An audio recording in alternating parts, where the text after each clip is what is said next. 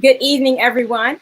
Welcome to our Thursday night lineup for HBCU 107 week. Our focus today is on HBCU alumni who have experience or work in law and the government.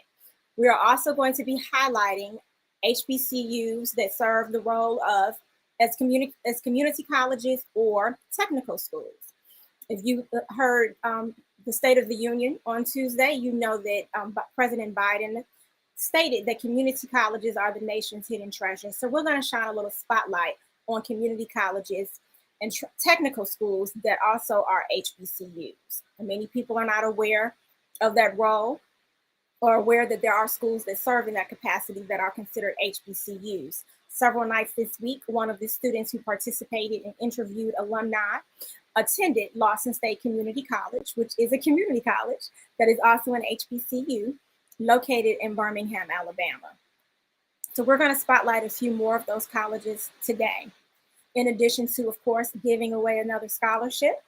It's important to note that the scholarship tonight that is going to be given away is specifically for students who currently attend an HBCU or are graduating from high school this year and will attend an HBCU in the fall. It is for HBCU students only.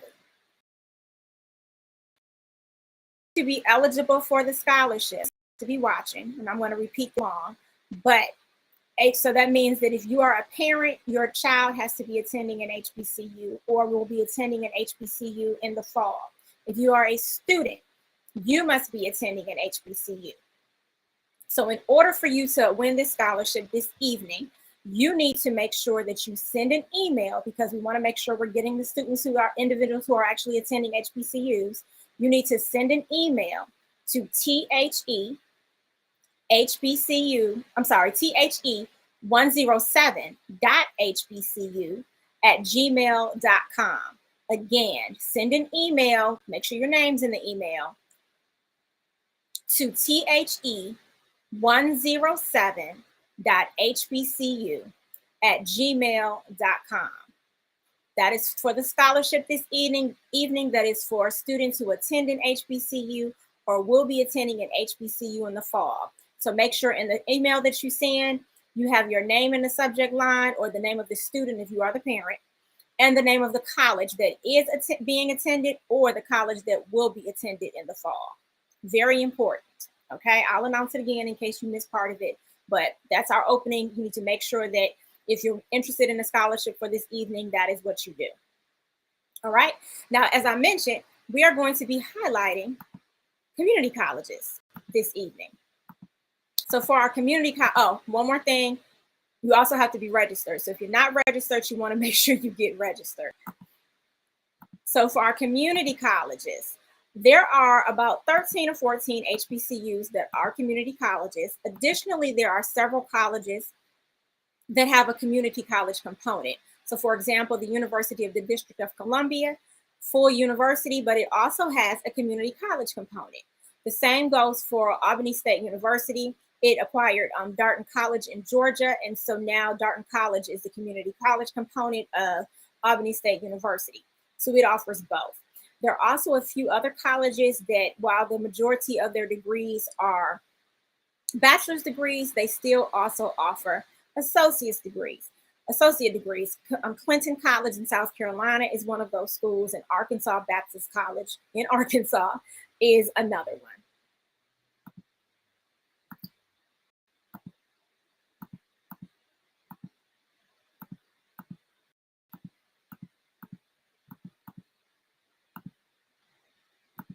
This is a list of community colleges and technical schools that are also HBCUs.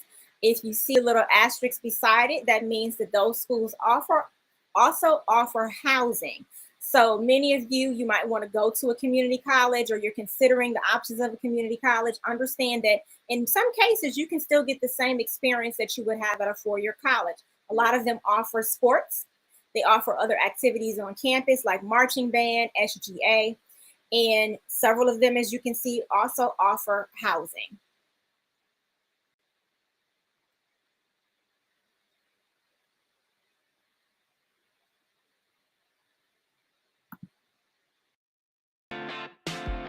Denmark Tech is a great college to go to because it helped me live my dream. It helped me become a better business person. Coming here was the best thing that I ever have done. It has already changed my life. Everything that you want to accomplish and you think you can do it here. It's a friendly environment and a great place to learn. I was looking for a school that would challenge me academically, but yet would be small enough where I can get the individual help that I would need. Denmark Tech was right around the corner. It's closer to my home. You don't have to go far to get good education. It is convenient and it's affordable. The students are easily transferable into four-year schools. From here, I plan to get my bachelor's, and then I eventually plan to get my master's. It will change my life for the better. I'm going to be able to provide more for my family. Denmark Tech is a great college to come to because they help me out. I plan to eventually come back and teach here in Denmark. I felt that if I got into this program, I could make some kind of a difference. You know immediately that you have touched a life, and that's thrilling.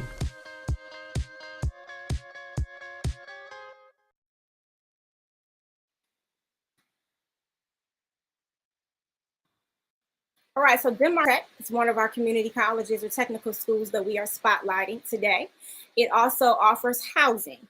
As you can see, if you watch, looking at the commercial, it offers a wide variety of programs from teacher training, early childhood training programs, barber programs, welding programs are available at community colleges and technical schools like Denmark Tech.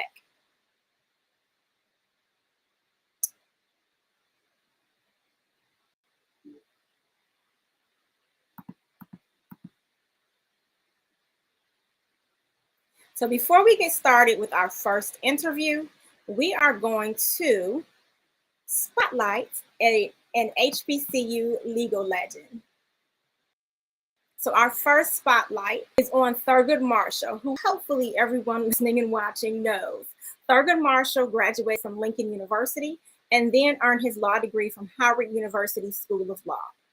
He was a civil rights attorney who founded and led the NAACP NAACP Legal Defense Fund, and he was the first African-American justice on the Supreme Court of the United States.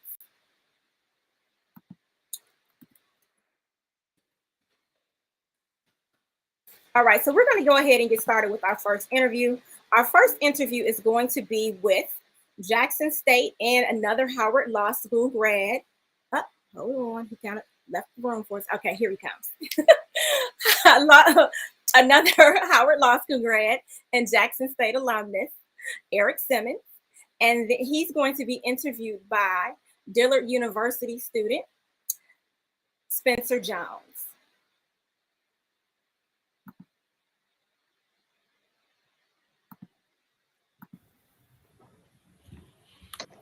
All right. Hello, everyone. Hello. Well, first of all, like we said before, my name is Spencer Jones, and I am a third-year urban studies and public policy major at Dillard University in New Orleans with a concentration in pre-law. And I have the esteemed honor of interviewing the one and only mayor of Greenville, Mississippi. So, Mr. Mayor, can you please go ahead and introduce yourself to us? How you doing, Spencer? Thank you so much, and we're very proud of you. I tell young folks around the country that you all are the catalyst for change, the next generation of thinkers, innovators, and dreamers that we need here in our communities from every city, every county, every state, every part of our country. You all are the new generation of thinkers. So thank you so much. My name is Eric Simmons. I was once in your shoes as a student. Went to Jackson State University, but before there, I am the current mayor, first African-American male mayor of Greenville, Mississippi. And I graduated second in my high school class, second to my twin brother, Derek Simmons, who beat me by 0.6% of a vote. Of a point, and he never lets me forget that. He is my law partner, went to Jackson State with me. We had 4 scholarships, graduated first and second until Weston, left Jackson State, went to Howard Grad School and Howard Law School. It was great that Thurgood Marshall was mentioned.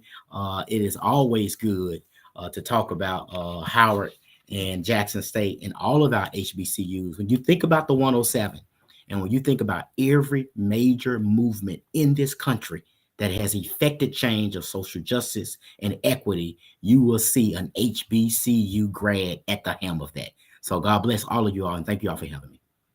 Well, thank you so much for that, Mr. Mayor. Thank you so much. So, like you said before, you went to Jackson State, the one and only Jackson State, for sure. Yes. Has like obviously one of the best bands I've ever seen in my life.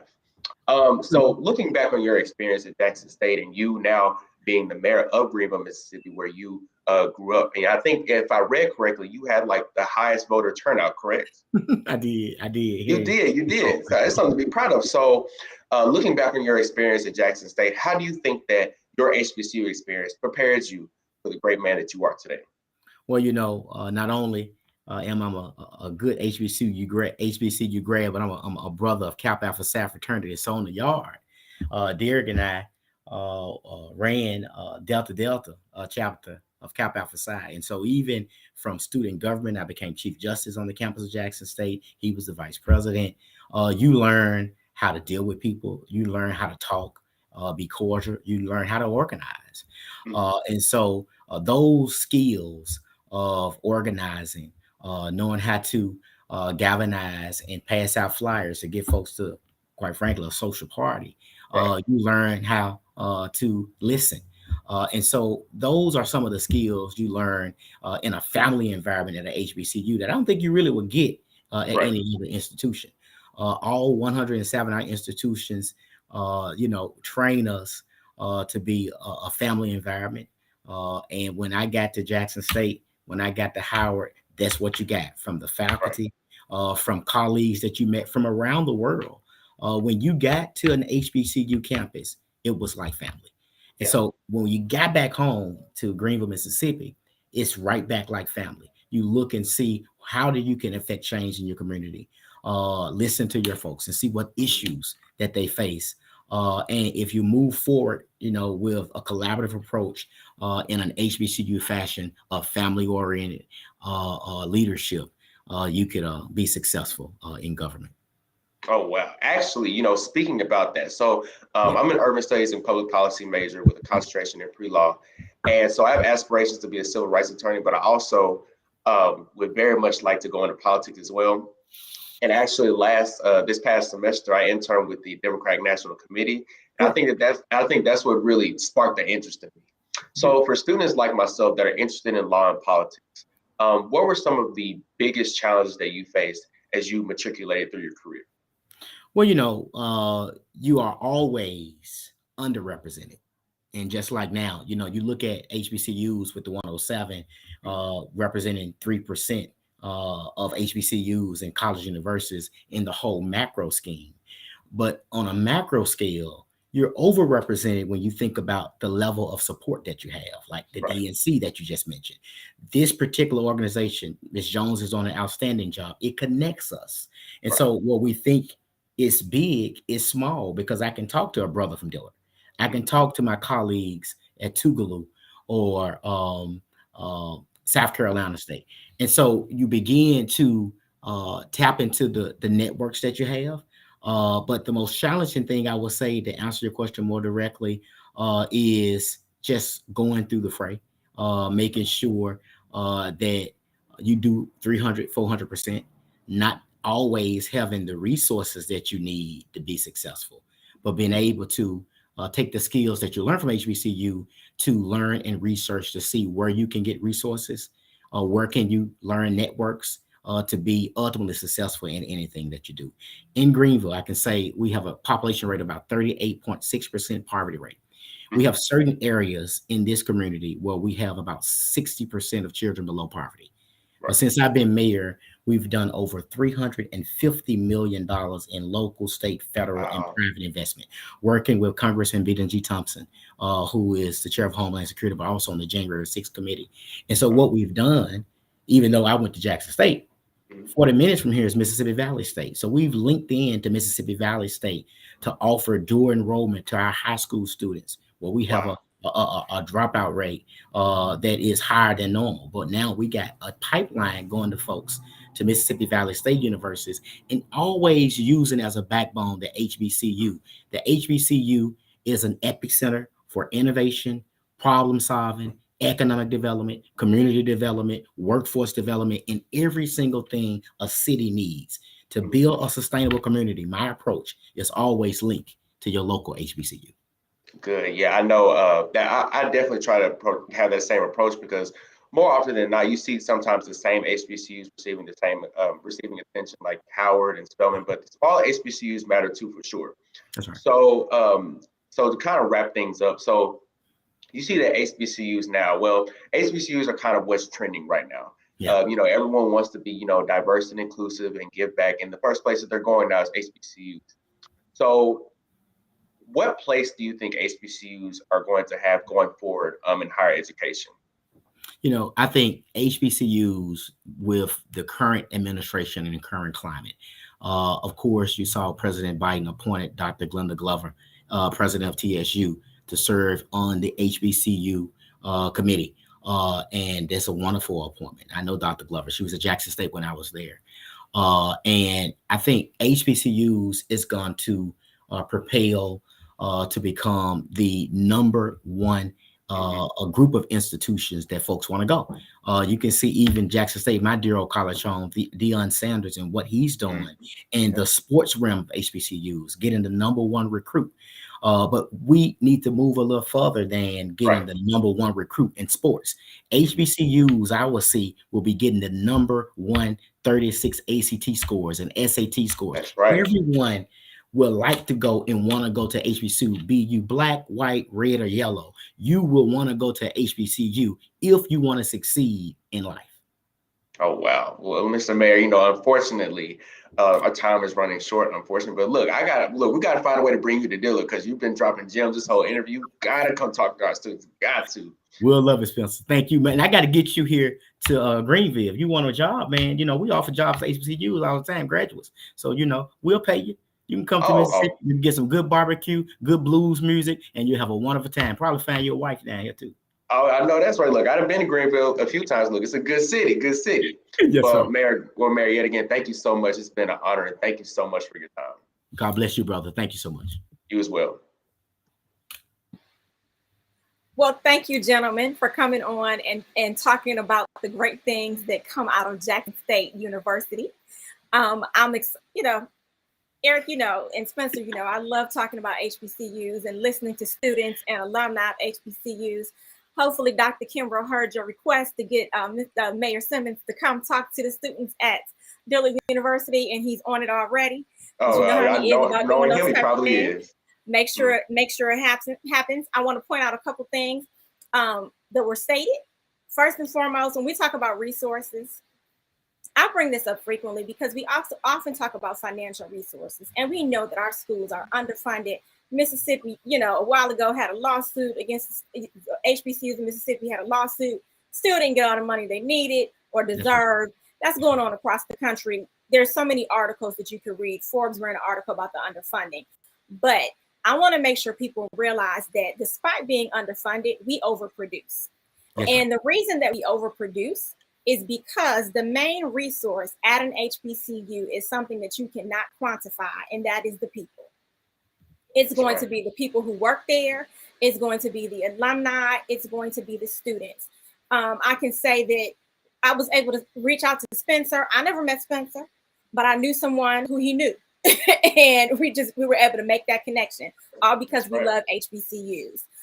Eric, you know, I knew years ago when he lived in DC because he and my husband are fraternity brothers, but the same thing, we're able to reach out and say, hey, can you come do this? Everyone who's participated this week, it's been the exact same thing. It's our love of HBCUs. That's right. So the network that we have is, I don't think people realize how deep it is, how rich it is, and how far it goes. The people are the best thing about an HBCU experience, and that's going to be the thing that you carry with you, no matter how much funding we're able to get going forward. So I thank you for coming on and talking with us. And we'll talk, you know, we'll catch up later. Thank you. Thanks, good to see you, Leslie. Thanks, Spencer. All right. Thank you.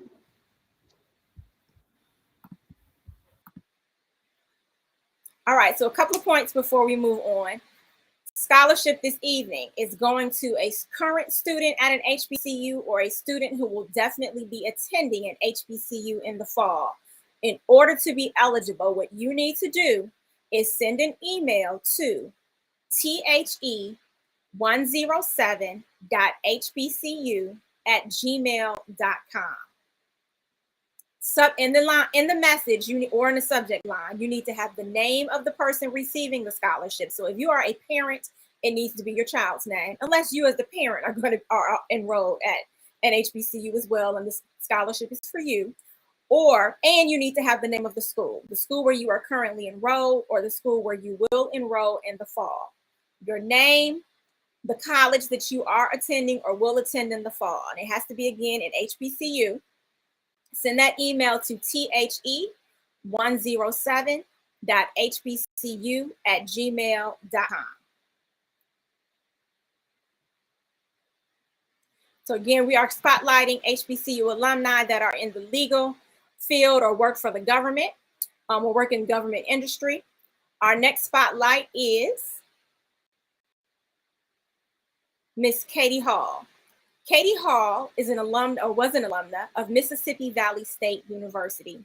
She was the first African American to serve in Congress from the state of Indiana. One of the things that she is most known for in Congress is that it was her action and her legislation that helped get Martin Luther King Jr.'s birthday declared a national holiday. Our next interview is going to be with Brian Thompson. So we're spotlighting Brian Thompson for courses that I've already mentioned that we are talking about community colleges. Brian Thompson graduated from UDC, University of the District of Columbia. At the time, UDC did not have a separate community college component as it does now, but he earned an associate degree. So what we want to talk about is the opportunities that are available at an HBCU for those of you who wish to enroll and pursue an associate degree. Okay, everyone's not going to earn a bachelor's degree, and that's okay, but there are lots of opportunities available to you. So we're going to check in with him in a moment, and he's going to talk about his career path and the unique things that he does. Go to college but worried about the cost? Your path to success doesn't have to be burdened with student loan debt. As an NC Promise campus, all undergraduate students enrolling at Elizabeth City State University will pay just $500 per semester for in-state tuition and $2,500 for out-of-state tuition. Every student will have the opportunity to realize their college dream with the NC Promise program. Apply today. Accessible, affordable excellence. That's us. That's ECSU.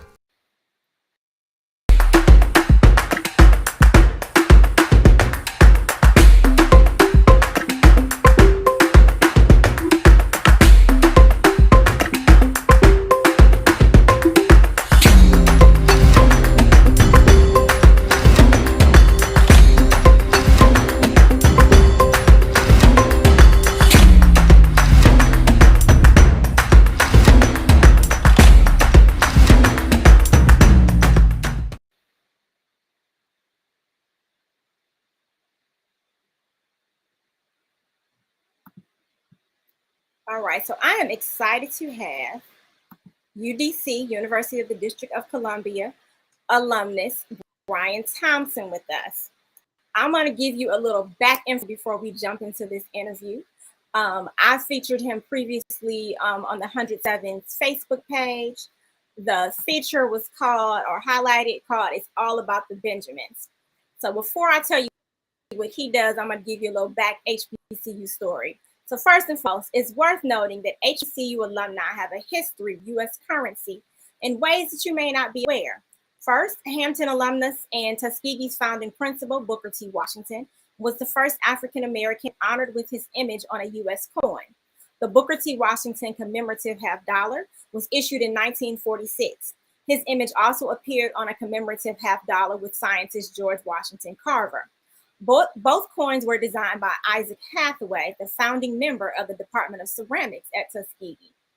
Sculptor Selma Burke, who attended Winston-Salem State University, or what is now Winston-Salem State, and St. Augustine's before creating the image that was used as the inspiration for Frederick Delano Roosevelt's image on the dime.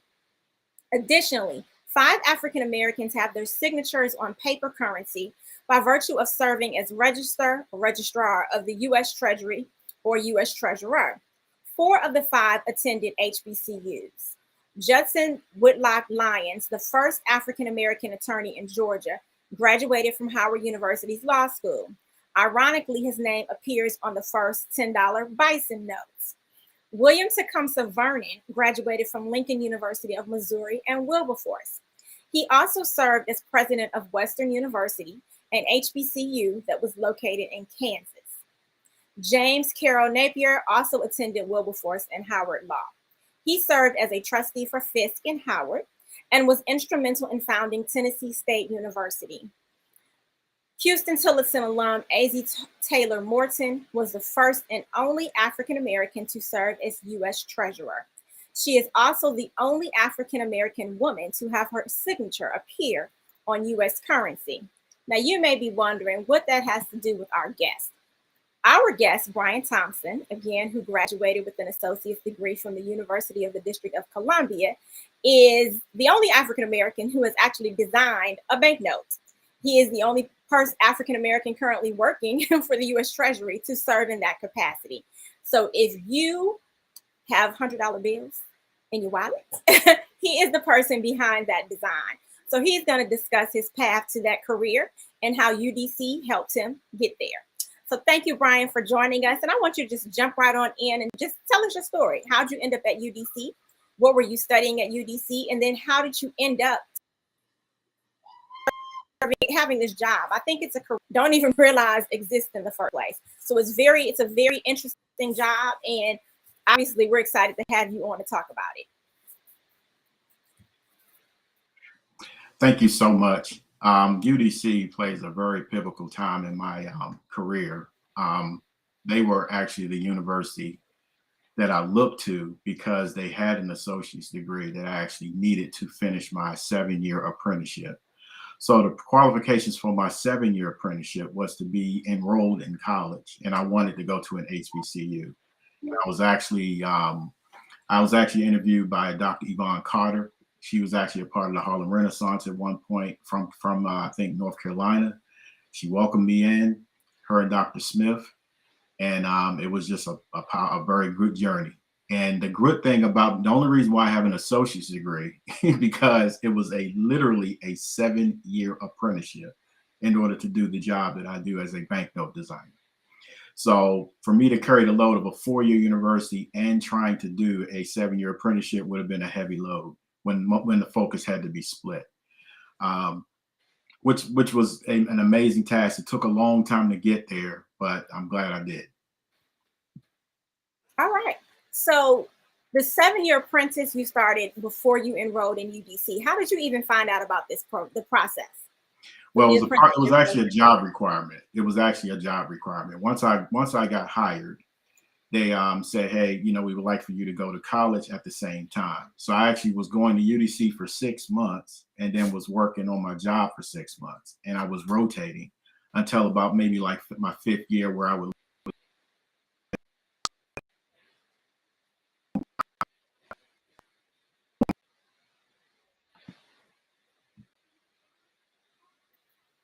Mr. Thompson, I think you're frozen.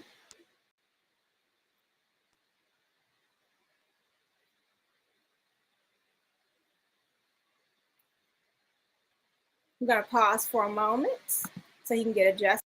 A great job, a great life, that's your goal, right?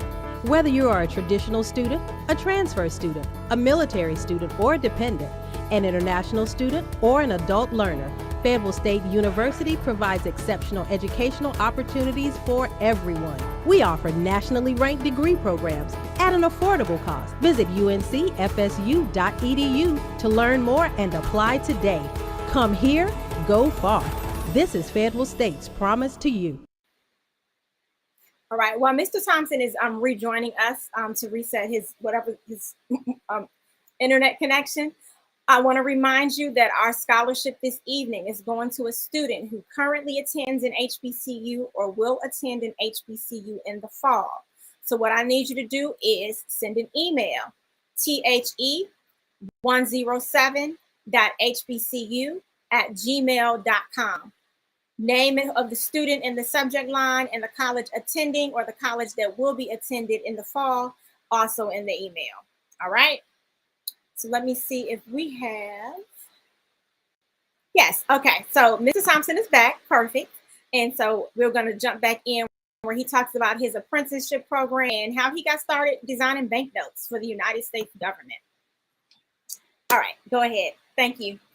So yeah, my apologies. I don't That's know all what right. happened. So basically, the University of District of Columbia was very flexible with my work schedule and my overall schedule. They trained me, they taught me. I mean, it was small classrooms where I really had in-depth studies in all aspects of just design, and not only design. The one thing I would say that all of those professors taught me was pretty much how to navigate through just working for government or just society within itself, and just understanding that you will run across certain things, you know, such as racism and things of that nature, and how to handle those things when you came across it and continue to be professional. One of the golden rules that Dr. Smith taught me was, you know, to let your work speak for you. And that's one thing I will always continue to do, you know, is that when people see your work, they can't tell what color did it. And that's most important to me. You know, I don't have to highlight the fact that I'm black. As long as they saw my work and they knew it was good, that's all that mattered. But they're kind of like surprised at the end that this is what occurred or who you are. So I'm very humble about my job and my upbringing. But one thing I would say about UDC, it's a very strong, it had a very strong presence in my life and will continue to the point where I'm a really big advocate of HBCUs. My son is currently at Bowie State right now, graduating another year. So it's something I push hard. Excellent. Excellent. So tell us, before we close out, tell us what's next for you. What's your most recent project and what are you going to be working on next? So the recent project that actually just came out is actually I had a part of the U.S. passport. The new passport that just came out, I actually did data page. So if you have the new passport, I'm actually the designer of the new data page and probably 3 pages in the passport. So that's what the current project that's actually out.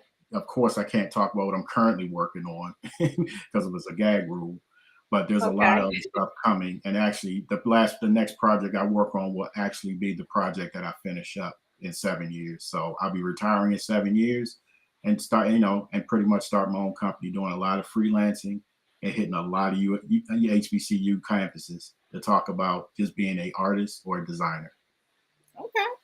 So I know you're an artist. So would you share your Instagram information so that people who want to follow you or learn more about your artwork can do so? So my Instagram, if you don't mind, I can actually get it, but it's actually, I think it's behind me. 1 second. Okay. Oh yeah, it's right here. I actually put it on the board. So if you want to follow me on Instagram, it's B Thompson's _ artwork. That's B Thompson's _ artwork. All right. Thank you. And so those of us who have a new passport or will be getting a new passport, they can check out your work there. Thank you for coming on. Again, I think aside from the fact that we want to make sure that we are highlighting the variety of offerings at HBCUs, it's great to hear a unique occupation that young people who are interested in it want to use their design skills. It's something that they might decide they want to pursue later on. They learn the process. It's not something that's quick and easy. You know, you have to get hired and you have to be trained. But in the long run, you leave a lasting legacy that will be around years beyond you. So it's great to hear about it. Thank you so much for joining us, and we look forward to seeing your next project. Thank you for having me.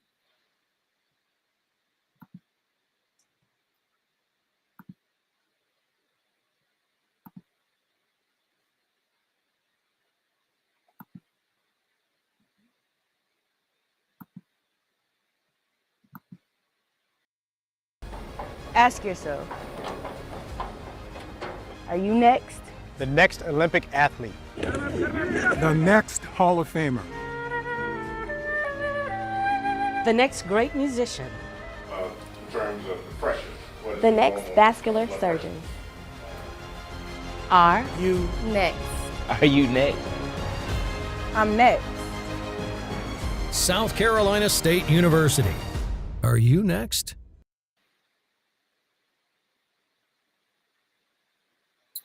All right, so we're going to go ahead and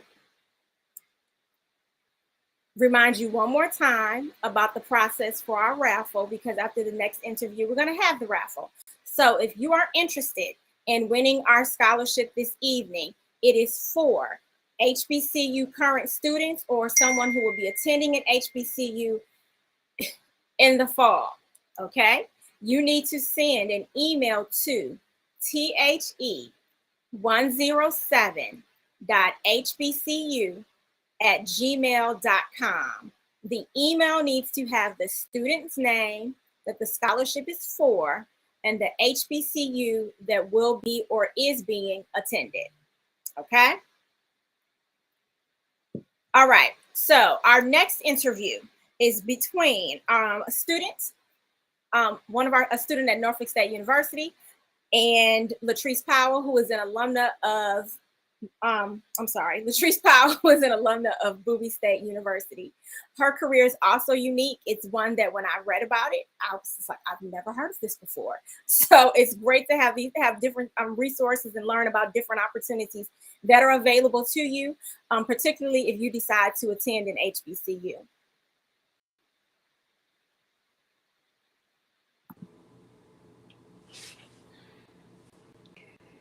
So next we have Rachel Williams, Norfolk State University student, and Latrice Powell. Hello. I'm waiting on Rachel. How are you? Rachel's camera. I'm good.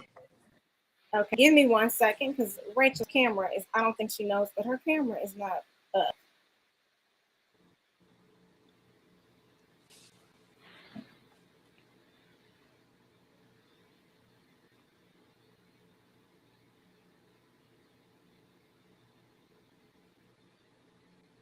So I'm going to give her a second to join.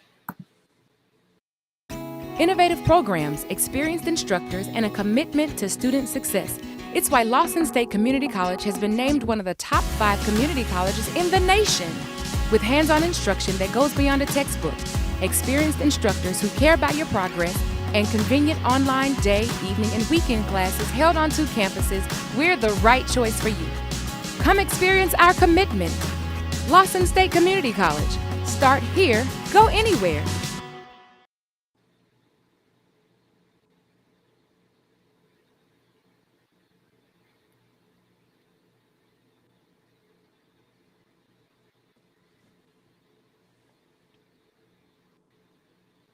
Okay. Not sure where Rachel is. She is having trouble with the camera. Okay.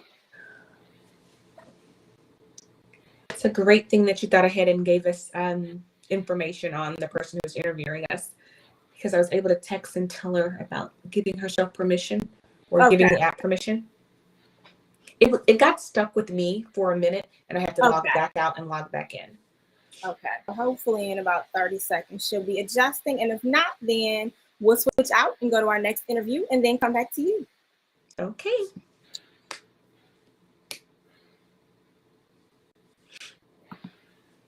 So if Rachel is not able to get on in the next couple of seconds, then we're going to switch over to Exante Wallace, who is an alumnus of Prairie View A&M University.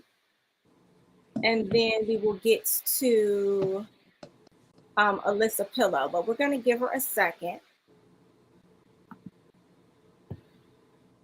and see.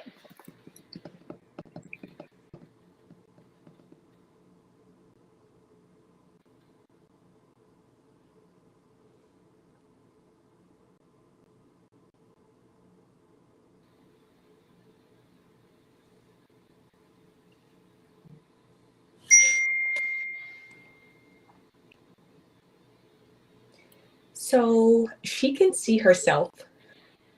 Okay. She can't see us. All right. So what we'll do is just go ahead with the interview. Let me see, make sure we can hear her first. If we can hear her, then we'll be good to go, but I'm not sure yet. Rachel, can you say a couple of words so we can see if we can hear you? No, we're not able to hear you right now. Okay, so we'll have to try to figure out how to resolve that issue, and then we will move on. In a moment, we'll move on to our next person. the one thing we have to be flexible when we're doing everything technology related, because things don't always go as smoothly as we would like. All right, so I'm going to move on. I did say Exante and Alyssa, however, Mr. Wallace is not over with us just yet. So jumping ahead, we are going to move to Cynthia Roseberry, who is an alumna of Wilberforce University, and Lamontria Edwards, who is a student at Paul Quinn College. Lamontria, are you ready to go?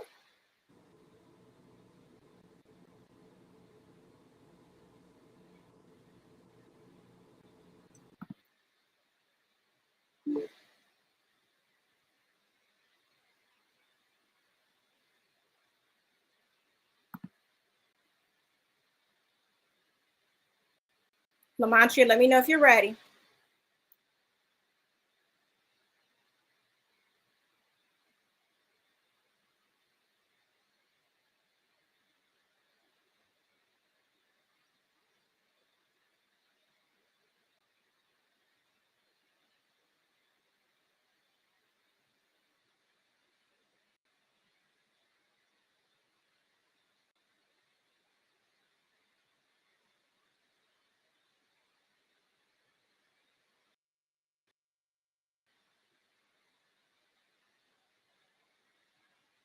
Still loading. Okay, hold on. A little time. Aggies create, innovate, educate, research, lead, achieve, and succeed. Aggies do. Then we keep right on doing, taking on global challenges, breaking down barriers, refusing to settle, working hard, competing at the highest levels and winning, just as we have since 1891. We're North Carolina Agricultural and Technical State University Aggies, and Aggies do.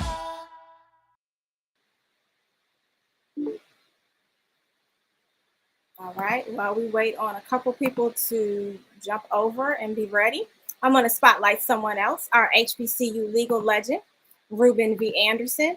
Mr. Anderson is an alumna of Tougaloo College. He is the first African American to hold a seat on the Mississippi Supreme Court.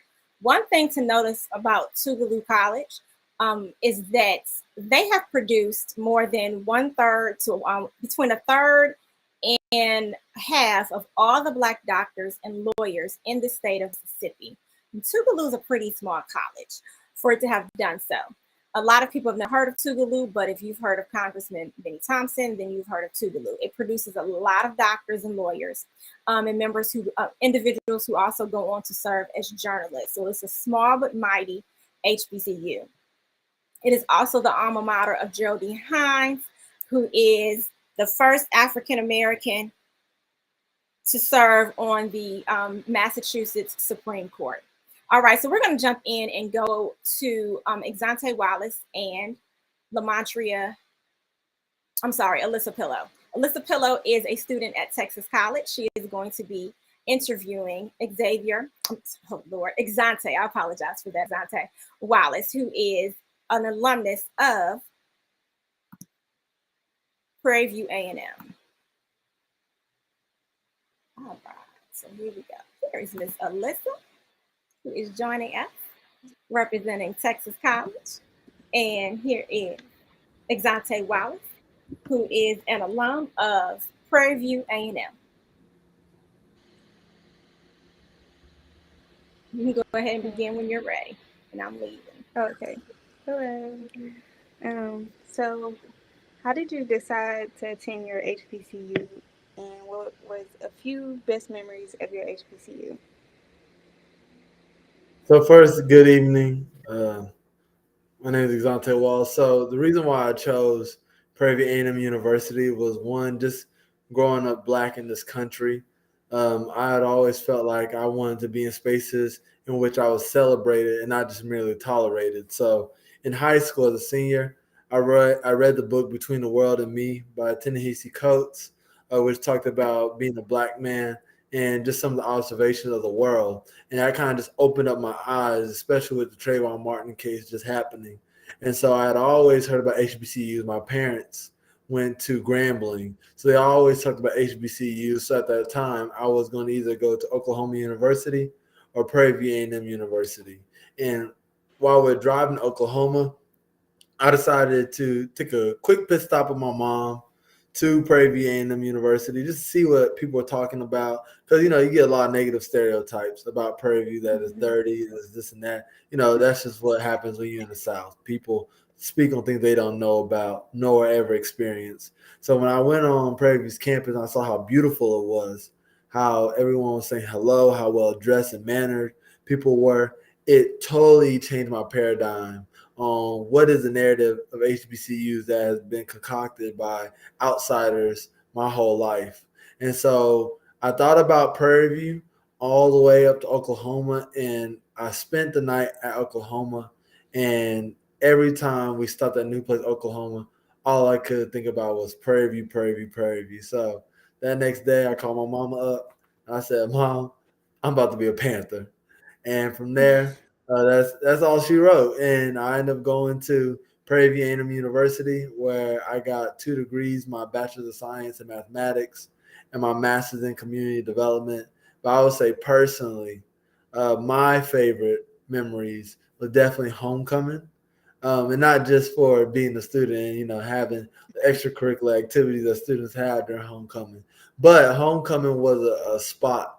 It was the epicenter of where campus and community, not just people on campus, but people that were alumni, people who lived on the outskirts of the campus in the city of Prairie View, where outsiders from other HBCUs came together. So just to see that melting pot of Black excellence, community, and all these people who just wanted to enjoy each other, especially my last year when I was SGA vice president, you know, as being a leader and being, you know, someone that kind of just was able to really experience the full culmination of an HBCU experience.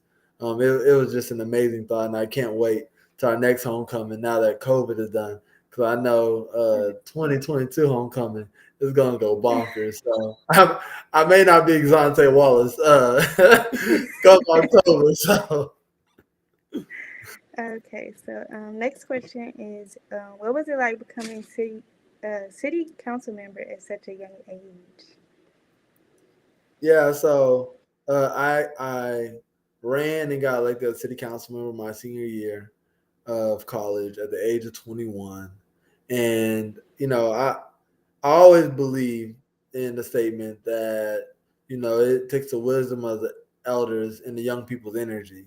And I always feel like I had an old soul where I could talk to the elders, but also walk amongst the younger people at the same time. So I'll be honest, the first time I actually sat in my spot as a city council member, there was a little bit of imposter syndrome because everyone always wants young people to get in politics. And, you know, when you win, everybody's clapping hands and whatnot. But when you actually in the seat, you know, there ain't no clapping. It's, all right, what's the work you're going to put in? So I kind of had some imposter syndrome, like, man, like, what if I would have had like 10 more years of experience, 15 more years of experience of politics, you know, to prepare me. But, you know, I quickly realized you will never be as prepared as you can be. But I did realize after a couple meetings that you don't have to be great to start, but you have to start to become great. And so just learning, reading, interacting, networking with people, it just allowed me to really just understand that in this position, you just got to have a heart. And I've always had the heart, I always had the knowledge, I always had the passion to continue to learn, which has led me now to be elected twice in 2020 and 2018, 2020. And right now, currently, I announced my candidacy to become mayor of the city of Prairie View about a couple of weeks ago. So it's a great journey that I've been along, and I'm enjoying it along every step. That's good. Last question is, how did you transition your career to elevate to where you are now? So I've always wanted to be a community developer, and I got my bachelor's of science in mathematics. So that had nothing to do with what I'm doing now. Except for I am an A-grade math teacher right now. Currently, I'm an A-grade math teacher. So yes, I did use my degree for the youngins. I did it for the youngins. But in terms of my high aspirations right now, as I said, I'm running for mayor. The way my career kind of transitioned is because I kind of want to be people based in everything that I do. I've always considered myself a public servant. And so the way I kind of just changed my perspective that I don't want to be, in a cubicle, I want to be in the streets. I want to be able to lead the people, not just in a setting in which I'm confined, but lead the people in all aspects. And not just in my community, but essentially all around the world. And so that just took me really opening up my senses to different cultures, to different ways of being, different books, different documentaries, which has kind of led me into what I consider myself like gumbo. Like I have skill sets in this, skill sets in that, skill sets in that. So hopefully, as I put it all together, it tastes good and smells good. So, I'm still trying to create my own career path that may not be traditional, but it's a career path that I feel like I was born and purpose for along since I was born.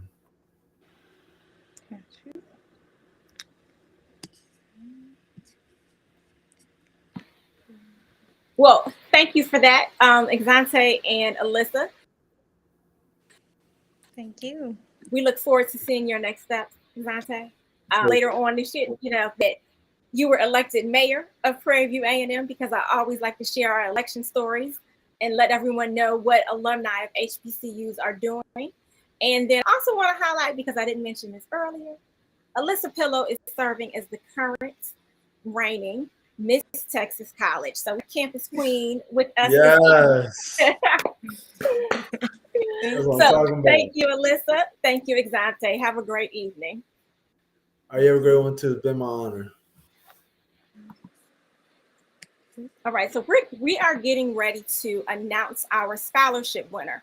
But before we do, I want to bring on Miss Pamela Johnson, who is representing Hubuku, who is the company that is sponsoring this scholarship. Welcome, Pam, and thank you so much for looking out and working with your organization to make sure that we are giving back and supporting young people who are going to be attending historically Black colleges and universities. So tell us about your organization, please. Yes, good evening, Mrs. Jones. Thank you so much for your vision and everything you've done this week and in support of historically Black colleges and universities. Thank you for allowing us to have an opportunity to give back as well. So Hubuku is a company that was created by 5 of us who graduated from North Carolina Agricultural and Technical State University. We all graduated in 1991 and we're all industrial engineers. And the impetus behind our organization is to preserve the legacy of historically Black colleges and universities, one generation at a time. And we do that by promoting all things HBCU that are great. And it's so befitting for us to be here tonight to be able to give a scholarship away, because our philosophy is certainly aligned with the 107. Thank you. And one of the things you said, of course, is the tagline for the 107 is share positively promoting the nation's historically Black colleges and universities by sharing good news about HBCUs. So we always want to make sure that we are telling our story, because when we tell the story, we're making sure that we're letting people know about the greatness that comes out of HBCUs. So I've gone through my emails and I've put the names of everyone who sent an email in with their college. And we're going to help shuffle all the names up, and my little computer program is going to select a winner.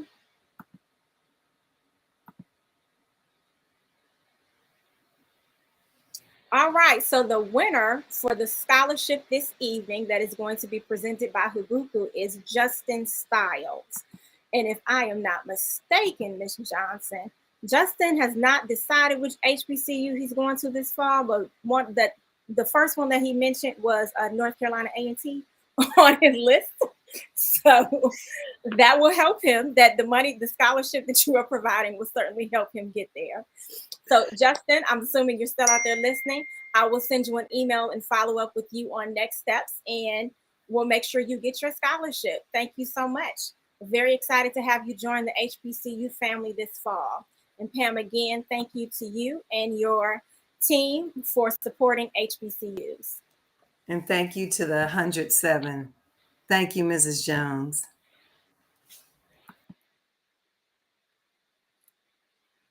All right, so if you're paying attention a little bit earlier, you know that unfortunately Rachel Williams, who was our student and journalist from Norfolk State University, was having a few technical issues. So I'm going to step in and I am going to do our second to last interview with Miss Latrice Powell. Latrice Powell is an alumna of Bowie State University, where she earned her master's degree. I know Latrice because if you look in the background, you see her pink and green walls. Latrice and I are in this, not only the same sorority, but we are in the same sorority chapter. And a few years ago, it was announced that Latrice had made history by serving in a role in the United States Congress that I personally had never heard of. And I think it's great because it's one of those things where, again, we get to learn about all of the different opportunities that are available, the different positions that you can serve in, the different roles that are out there. And so Latrice is going to give us a little background first about what she did that was so historic. Welcome, Latrice. Hi, thank you so much for having me. So there were two roles, actually. The first one was I was the assistant manager for the Democratic Cloakroom, and the Democratic Cloakroom is located in the Capitol, and it's a space that serves members of Congress. So it's private only to members of Congress. So that was my first African American to ever do that particular role. And then my second in 2019, when Speaker Nancy Pelosi, when Congresswoman Nancy Pelosi became Speaker, again, I was chose to be her deputy floor director. And so no Black person had ever done anything like that before for a Speaker of the House. And so it was my honor and my privilege to serve. So why don't you tell us what the cloakroom means and what it means to be the deputy floor director? So to work in the Democratic Cloakroom, you're serving members. So because it's members only, staff cannot come in. You are at the center of everything. So members will come in, they'll want to know what's happening right now, who's speaking, how long until the next vote is called, what legislation is happening. And so it was, it's a staff of 3 people, and there have only been 13 actual managers, and then maybe about 25, 30 assistant managers. And so you're literally there talking to members all day. You're keeping their secrets. You're making sure that they know what's happening and what's going on the House floor. To be the deputy floor director for a member of Congress, for the Speaker of the House, rather, you are interacting with all of the members of Congress, Republican and Democrat. You are also communicating with all of the offices, and you are making sure that all of the trains run smoothly when you're on the House floor, from knowing procedure, knowing what a member can say, what a member can't say, how legislation is written, how legislation is dropped.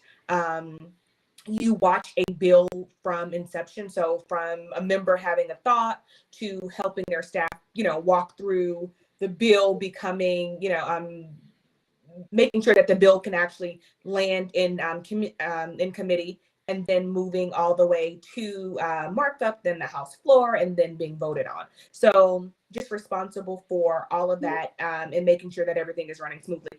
Also communicating with the White House and other agencies to make sure that anything that they were interested in, that, we kind of knew what was happening with it. But just being in this mix of everything that's happening, but mainly procedure, and just knowing how everything moves and ticks, and making sure that it's moving and ticking at the right time and space and speed. Okay, so for someone who's listening and they hear that and they're thinking, this sounds like something I might be interested in doing. what skill set do you need to have in order to do those jobs successfully? I think the first thing, and I didn't know that this would help a lot, but listening. You have to be a good listener. And I think that it's not just you have to be an active listener. I think that time moves so quickly for us. We'll walk past someone, it's like, hey, how you doing? How you doing? And you're not really listening to what's happening. You have to actually stop and hear what someone is saying. So being a good listener and an active listener, being a good communicator, whether it's written or whether it's verbal, and having the heart to serve. Because I was told when I started my first job on Capitol Hill, everyone is someone else's secretary. And so you're like, what? No, like I think I've arrived. I think I made it. But you are always doing something to help someone else. You're always like, you have to be willing to do the smallest thing. I remember being, named the deputy floor director and still having to pick up paper or still having to run and go and grab something for someone else. So you have to be willing to just do it all. And I think another thing is possibly being open to learning. I think that people think that once they've learned something or once they know something, then that's just it. You have to continue to learn, continue to further your education, not necessarily by going to school, but being open to all of the changes that are being made and being open to continuing to read or to continuing to ask questions. I think those are really great skills to have for that job. Okay. So I know that we were talking before, you are originally from Mississippi, DC, the DC area. And so you work on the Hill, you've worked for Congressman Thompson, as I already referenced him earlier, as an alum of Tougaloo. And now you're doing this job. But in between all of those things, you also attended Bowie State University for graduate school. So can you give us some information about your experience at Bowie State? Because your undergraduate degree is not from Historically Black College, but your graduate degree is. And so what are some of the positive differences you noticed between your two experiences? So let me just first say that I was born and raised in Mississippi, and I grew up with Jackson State University in my front yard. So when the band was playing and marching and doing all of that, like I lived right in the hood where Jackson State is. And so I grew up knowing about HBCUs and hearing the band and all of that. But I chose to move here, went to University of Maryland, University College. And then I went to Bowie State for my master's in counseling psychology. What I can tell you is being at an HBCU is so different because everyone at the HBCU is an uncle, is an aunt, grandpa, grandma, a sister. Everyone wants to see you succeed. One of my professors, she was finishing up her degree from some school in Utah, and she hated it. She could not get the professors on the phone. She could not finish it. But my experience at Bowie, everybody wanted you to succeed. I was, here by myself, and they all wanted to make sure that I was okay. Some of my closest friends I gathered from Bowie State University. We still hang out every quarter. Some of us hang out a little bit more, but it's a family and it's about surviving. And they teach you all the things they teach you life skills, right? So no one at University of Maryland, University College were, super interested in how I was getting along. But, you walk into Bowie State and you walk into class in there and the professors are like, oh, it looks like you just came from work. How was your day at work? They wanted to know about your life and they wanted to make sure that you were doing okay. Not that they gave you passes on anything, but it was a family and it was a great experience. I didn't party at Bowie State University, but again, I grew up in Jackson, Mississippi. So I've hung out on Tougaloo's campus. I've hung out at Jackson State. So that experience I didn't have because I went for my master's, but yeah, it was amazing. It was an experience that I would not trade for the entire world. It's great to hear that. I think a lot of times people think if they did not attend an HBCU for undergrad that it's over. Like I can't do it now. But I always point out that there's always the opportunity for graduate school. There's the opportunity, you know, you're getting your master's degree, you're getting your PhD. There are programs located at HBCUs that you can enroll in, so you can still get that HBCU experience. Undergrad and graduate school is always going to be different, you know. Yeah. But that doesn't mean that you can't attend an HBCU and still get that family environment, be part of our HBCU family, no matter what the school is. And again, what you just pointed out was what I mentioned earlier, is that the biggest resource at an HBCU is the people at that HBCU. It's that professor that's looking out for you, that's concerned about you, that is truly invested in your success. They're not trying to weed you out and get you to drop out or see if you're really cut out for that program. They really are invested in your success. So Latrice, I thank you so much for joining us this evening, for sharing your career, although I know that's not the only thing that you've done or that you do. Go ahead. I would just like to add one more thing. I think that something else that people don't necessarily take away from being at HCU is how we are still connected. So all of my close friends in the area, they all went to HBCUs.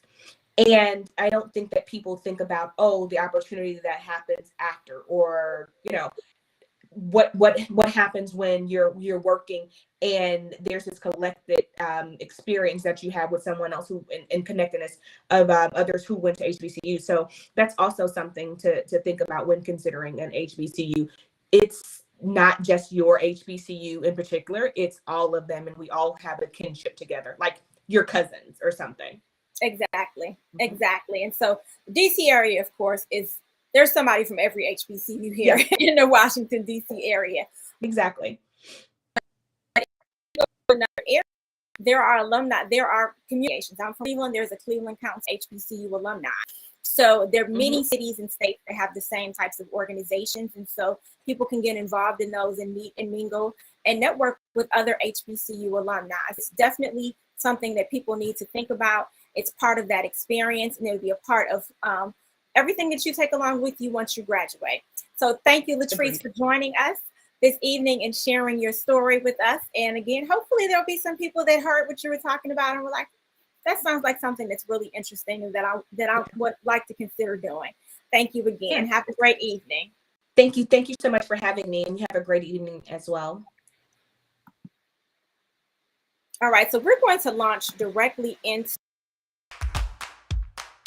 Aggies create, innovate, educate, research, lead, achieve, and succeed. Aggies do. Then we keep right on doing, taking on global challenges, breaking down barriers, refusing to settle, working hard, competing at the highest levels and winning, just as we have since 1891.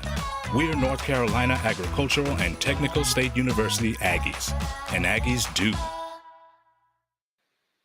All right, sorry about that. Our next interview and final interview of the evening is between Cynthia Roseberry, who is an attorney with the ACLU. She is an alumna of Wilberforce University, the nation's first HBCU that was founded and run by African Americans.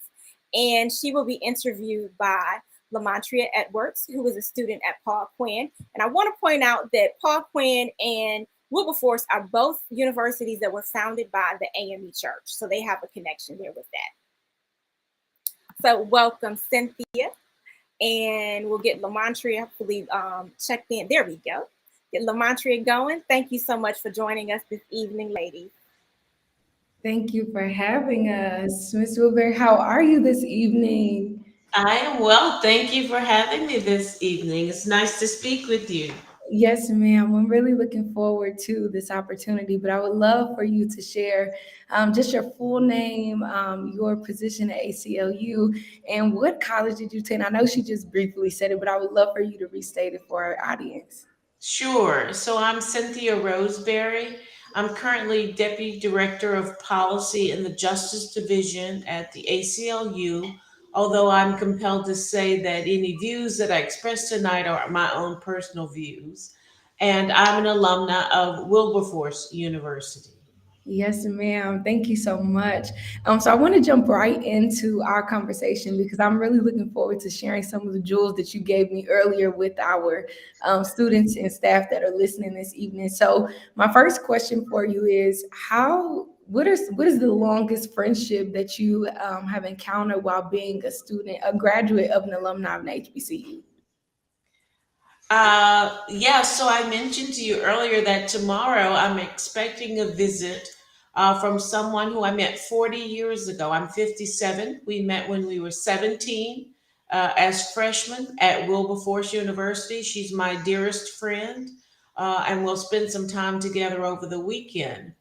But also later this year in June, my sorority sisters and I'm a member of Alpha Kappa Alpha Sorority Incorporated, and I was initiated into Zeta chapter at Wilberforce. So my line sisters and I from Wilberforce University will gather again in Florida this June. Yes, ma'am. That is amazing. 40 plus years of friendship.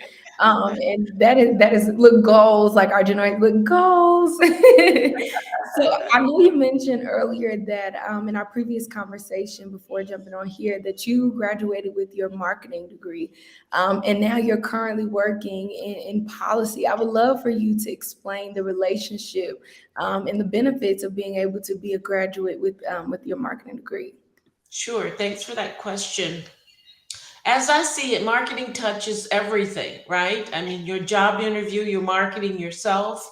I was at one point a trial lawyer in my career, and I was marketing a particular point of view to the jury as I tried a case. And now in the policy work that I do, I frame and market particular issues for decision makers and legislators. Even now, as we sit here, right? As I present myself to you as an HBCU alum, marketing has its imprint on what we're doing here and now. Yes, ma'am. That is phenomenal. And I don't think sometimes we realize the importance of everything that we see, every campaign that comes across our eyes is pure marketing and all of those skills. So I would love for you to even touch on how did those marketing skills also help you as an attorney? Oh, sure.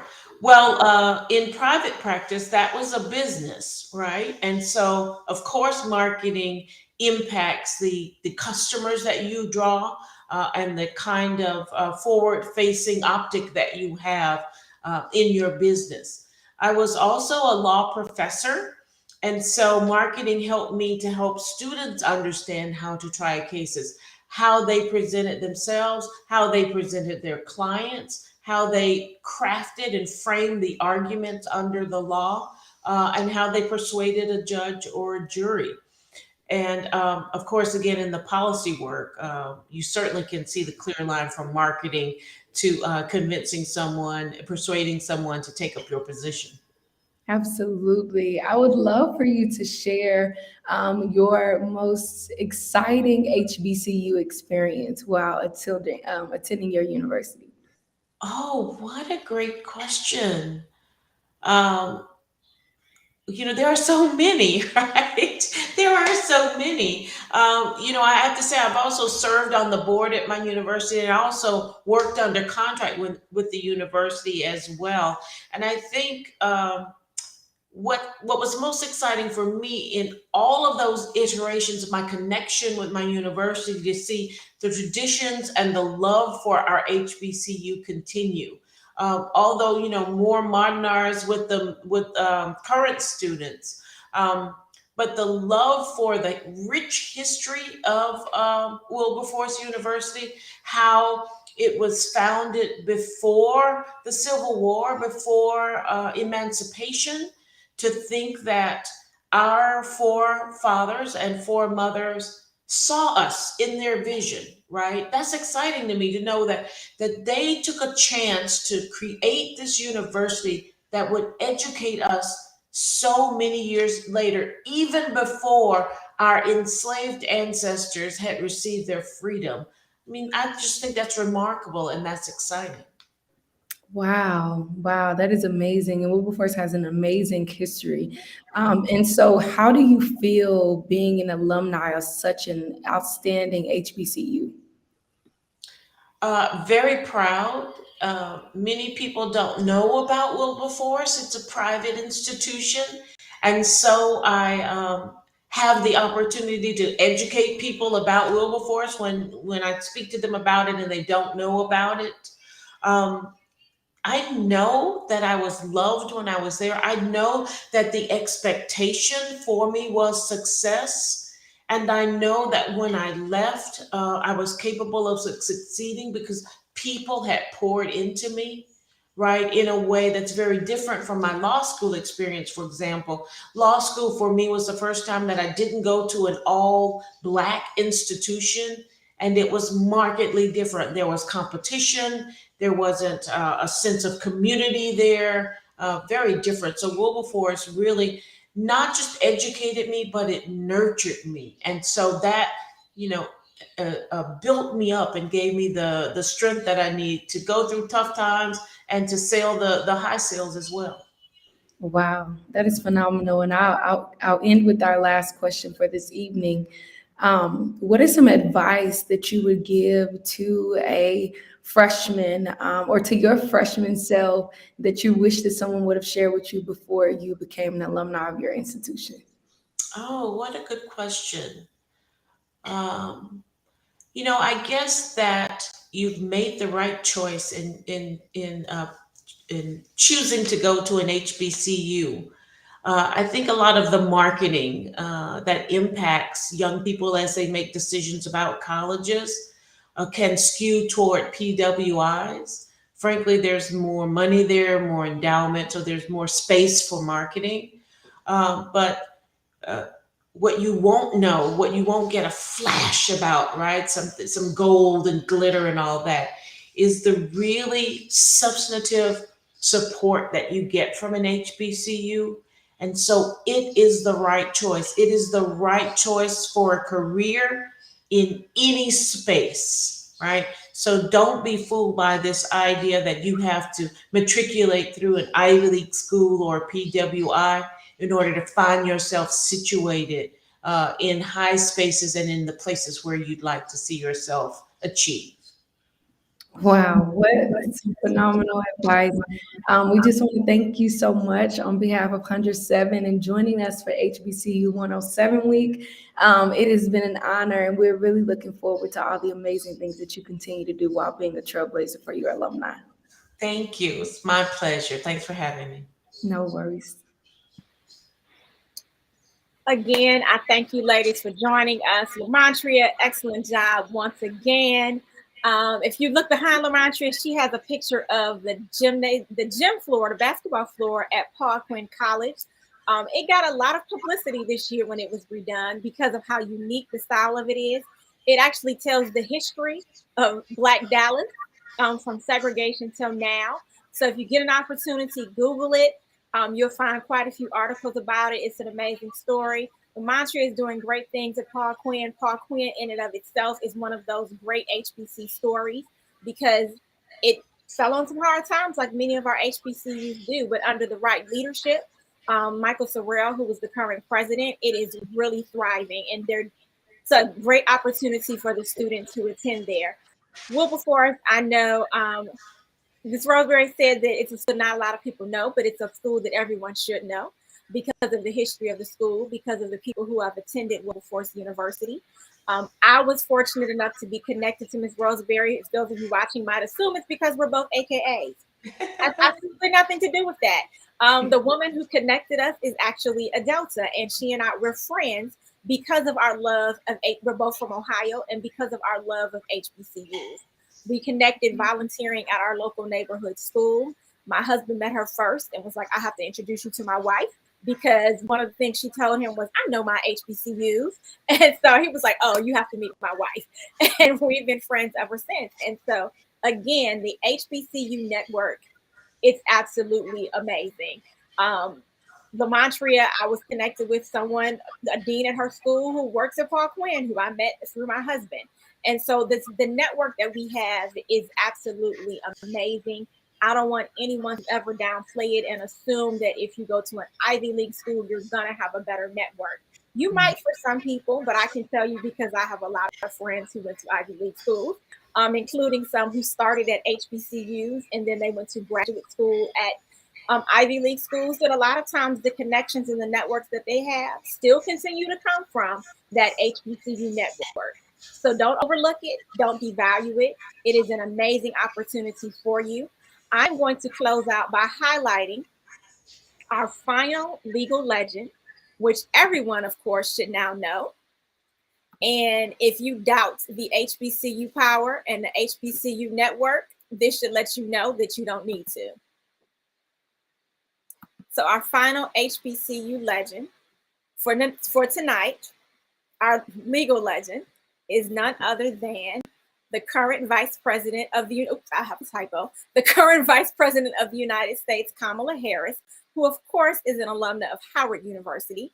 She is a trailblazer who has many firsts, including being the first Black senator from United States senator from the state of California, and the first woman and the first Black vice president of the United States. Kamala Harris is another HBCU legal legend. We're going to go ahead and close out with her. Thank you, everyone, for joining us this evening, and have a great night. We'll see you tomorrow for our final night of HBCU 107 week.